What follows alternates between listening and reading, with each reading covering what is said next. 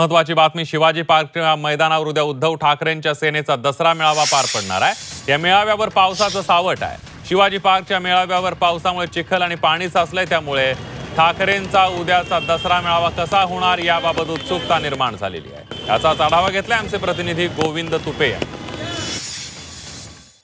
दादर इथल्या शिवाजी पार्क मैदानावर मी उभा आहे आणि याच मैदानावर उद्या शिवसेनेचा दसरा मेळावा होणार आहे। परंतु मुंबईमध्ये पावसाची जी संततधार सुरू आहे त्यामुळे संपूर्ण या मैदानावर पाणी भरायला सुरुवात झालेली आहे। त्याचबरोबर मैदानात मोठ्या प्रमाणात चिखल साठल्याचं पाहायला मिळतं आहे। उद्याच्या दसरा मेळाव्याची जय्यत तयारी या ठिकाणी शिवसेनेकडून करण्यात आलेली आहे। पूर्ण स्टेज बांधून तयार आहे।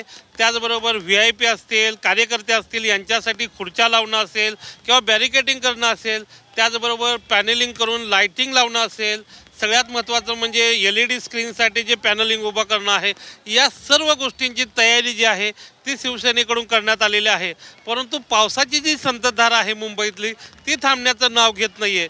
त्यामुळं मुंबईतला शिवसेनेचा होणारा हा दसरा मेळावा कशा पद्धतीनं होणार याबाबत आता चिंता व्यक्त केली जाते आहे। कारण का या शिवाजी पार्क मैदानामध्ये मोठ्या प्रमाणात चिखल असल्यामुळे शिवसैनिक असतील किंवा खेड्यापाड्यातून येणारे जे शिवसेनेचे पदाधिकारी असतील त्यांना मोठ्या अडचणीचा सामना करावा लागू शकतो आणि त्यामुळं शिवसेना आता खबरदारीची उपाययोजना म्हणून काय करणार हे पाहावं लागणार आहे। जर शिवाजी पार्कवर जर शिवसेनेचा जर उद्याचा दसरा मेळावा झाला तर नक्कीच या ठिकाणी शिवसैनिक जे असतील त्यांना चिखल आणि पाण्याचा सामना करावा लागतो, एवढं मात्र नक्की।